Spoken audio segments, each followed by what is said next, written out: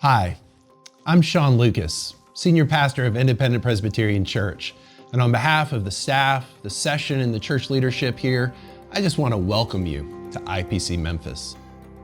IPC seeks to glorify God and enjoy Him forever through a range of activities, teaching and preaching, living life together, being involved in one another's lives through discipleship and shepherding.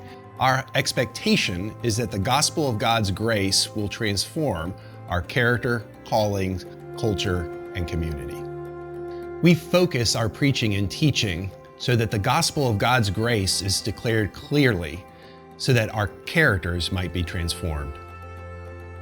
We work to clarify how God's grace transforms our callings so that we use our time, treasure, and talents, not just for ourselves, but for others, both inside our church and outside our church, for the betterment of Memphis.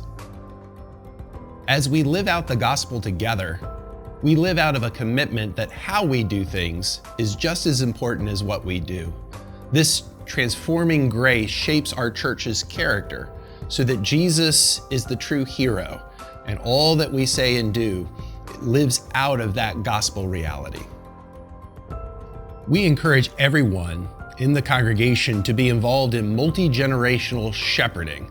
As our elders shepherd congregants, then we as God's people shepherd one another and encourage each other to use our gifts for the glory of God and the enjoyment of His grace.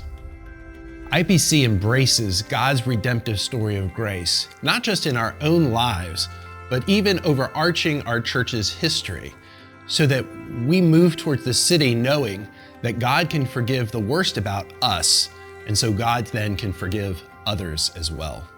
This grace-transformed life change should result in God's people demonstrating integrity towards God's word, humility before God, and compassion towards others. As we live out of these values, we expect to see not just our hearts and our heads changed, but our hands active in moving towards our city and towards our world. God's transforming grace, transforming our character, calling, culture, and communities.